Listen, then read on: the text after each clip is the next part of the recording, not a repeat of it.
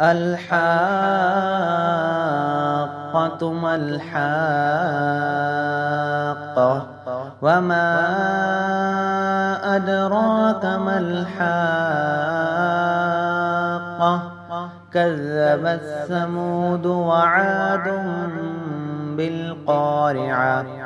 فأما ثمود فأهلكوا بالطاغية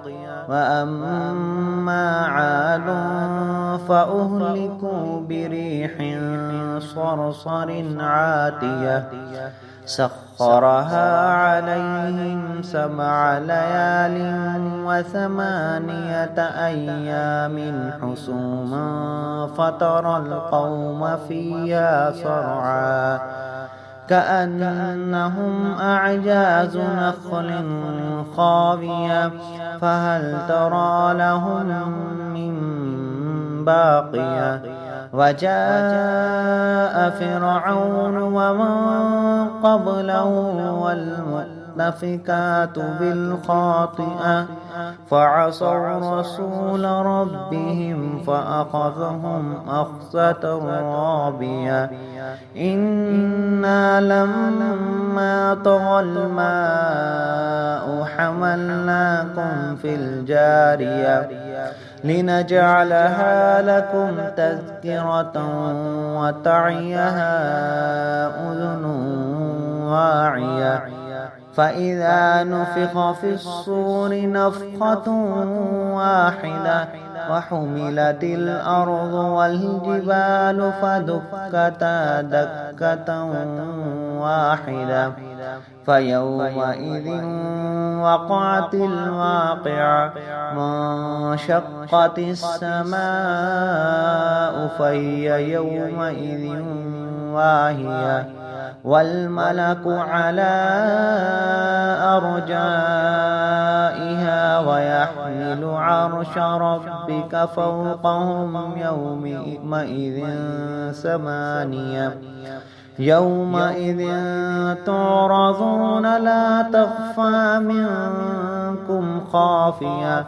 فأما من أوتي كتابه بيمينه فيقول هاؤم اقرءوا كتابيه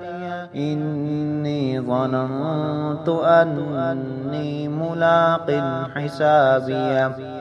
فهو في عيشة راضية في جنة عالية قطوفها دانية كلوا واشربوا هنيئا بما أسلفتم في الأيام الخالية وأما من أوتي كتابه بشماله فيقول يا ليتني لم أوت كتابيه ولم أدر ما حسابيه يا ليتها كانت القاضية ما أغنى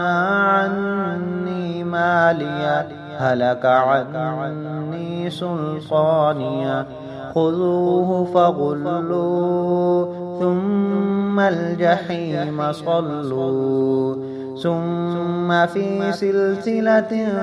زرعها 70 ذراعا فاسلكوه إنه كان لا يؤمن بالله العظيم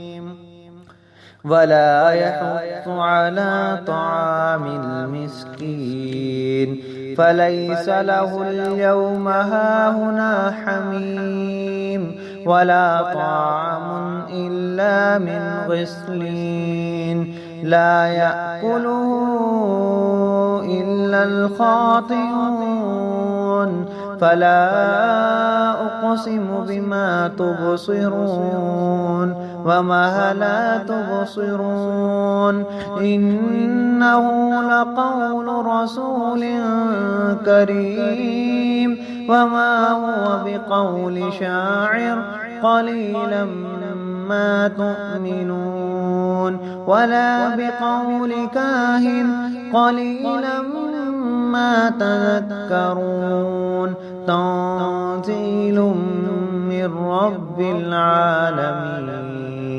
ولو تقول علينا بعض الأقاويل لأخذنا منه باليمين ثم لقطعنا منه الوتين فما منكم من أحد عنده حاجزين. وإنه لتذكرة للمتقين وإنا لنعلم أن منكم مكذبين وإنه لحسرة على الكافرين وإنه لحق اليقين. فسبح باسم ربك العظيم.